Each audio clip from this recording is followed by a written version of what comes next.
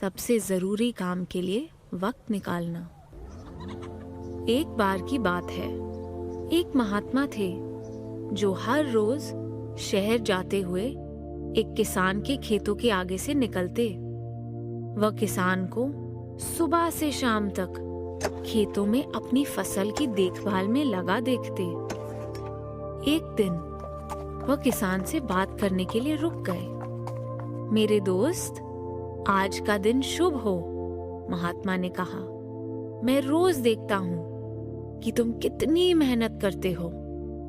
किसान ने सिर उठाकर उसकी ओर देखा और मुस्कुराया। जी, उसने कहा, मुझे परिवार की परवरिश के लिए बड़ी मेहनत करनी पड़ती है। महात्मा ने सिर हिलाया। मैं समझ सकता हूं। क्या कभी अपने लिए वक्त निकालने के बारे में सोचा है? कभी वक्त निकालकर अपना काम करने का ख्याल मन में आया है? मेरा अपना काम? इससे आपका क्या मतलब है? किसान ने अपनी कुदाल नीचे रखकर सीधे खड़े होते हुए पूछा। मैं अपना काम ही तो कर रहा हूं। मैं अपने छोटे बच्चों की परवरिश के लिए इतनी मेहनत करता हूं। मैं पूरी कोशिश करता हूं कि मैं परिवार की जरूरतें पूरी कर सकूं। महात्मा ने जवाब दिया, मैं मानता हूं तुम पूरी ईमानदारी से अपनी जिम्मेदारी निभा रहे हो, लेकिन कभी तुमने उस मालिक के लिए वक्त निकालने के बारे में सोचा है ताकि तुम उसे याद कर सको, उसका शुक्रिया अदा कर सको, जो तुम्हारा असल काम है? किसान ने लापरवाही से अपने कंधे झटकाए और वापस अपने काम में लग गया। मेरे पास इन चीजों के लिए वक्त नहीं है, लेकिन जब मेरे बच्चे बड़े हो जाएंगे तो मैं इसके बारे में सोचूंगा। महात्मा चुपचाप अपने रास्ते चले गए। कई साल बीत गए। एक दिन वही महात्मा फिर उसी किसान के खेतों के आगे से निकले। उन्होंने देखा किसान के बच्चे बड़े हो चुके थे और सब खेतों में काम कर रहे थे। बच्चे और किसान मिलकर बड़ी मेहनत के साथ जुटे हुए थे। किसान की दाढ़ी सफेद हो चुकी थी, कमर झुकी हुई थी, फिर भी वह खेतों में काम कर रहा था। आपका दिन शुभ हो मेरे दोस्त, महात्मा ने कहा। मैं देख रहा हूं कि तुम्हारे बच्चे बड़े हो चुके हैं और तुम्हारी मदद कर रहे हैं। जी बिल्कुल, किसान ने मुस्कुराते हुए बड़े गर्व से कहा। ये बड़े हो गए हैं, इनकी शादियां हो गई हैं और इनके अपने बच्चे भी हैं। महात्मा ने हामी भरी। अब तो तुम्हारे पास अपने लिए वक्त जरूर होगा। क्या अब मालिक को याद करते हो? उसका शुक्राना करते हो? किसान ने सिर हिलाते हुए मना कर दिया।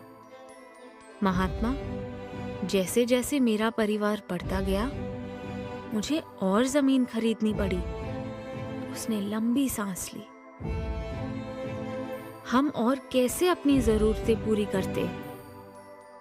हम कैसे एक आरामदायक जिंदगी जी सकते थे?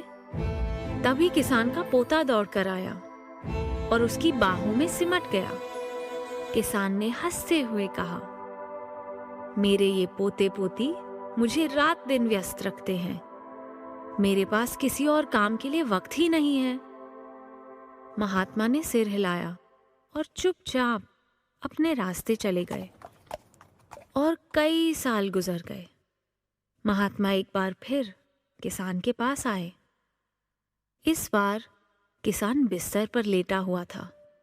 वह बहुत बीमार था, बहुत कमजोर हो चुका था। उसकी पत्नी पहले ही गुजर चुकी थी।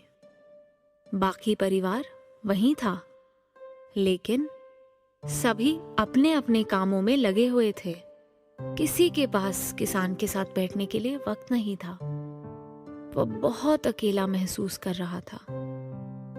मेरे दोस्त, आपका दिन शुभ हो।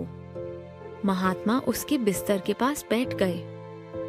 मुझे देखकर दुख हुआ कि तुम इतने बीमार हो। किसान ने बड़ी कमजोरी के साथ नजरें ऊपर उठाई। उसकी आंखों में आंसू भर आए। आपका बहुत बहुत शुक्रिया, उसने कहा। मुझे लगता है मेरा वक्त आ गया है। महात्मा किसान के पास कुछ वक्त बैठे और उससे बातचीत की। मेरे दोस्त, मैं कई सालों तक तुम्हारे खेतों और घर के आगे से गुजरता रहा। हर बार मैंने तुम्हें कड़ी मेहनत करते हुए देखा, पहले बच्चों की परवरिश के लिए, फिर पोते पोती की देखभाल के लिए, लेकिन मैंने कभी नहीं देखा कि तुमने अपने लिए, अपने काम के लिए वक्त निकाला हो। तुम्हारा असली काम था परमात्मा को याद करना, उसका शुक्रगुजार होना। किसान ने महात्मा की तरफ देखा और एक लंबी सांस भरी। मैं मानता हूं, किसान ने उदासी से जवाब दिया।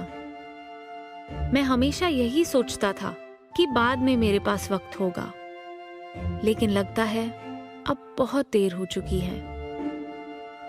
महात्मा ने सिर हिलाया। हाँ मेरे दोस्त, असल और जरूरी काम को टालने का यही खतरा होता है। हमें मालूम नहीं होता कि हमारा वक्त कब खत्म हो जाएगा। अगली बार जब महात्मा वहां से निकले तो किसान की मौत हो चुकी थी। महात्मा वहां थोड़ी देर के लिए रुके। किसान के खेत खलिहानों को देखते हुए वह सोच रहे थे कि जिंदगी का कोई भरोसा नहीं, कितनी जल्दी खत्म हो जाती है, कितना आसान है इस कीमती मौके को हाथ से खो देना।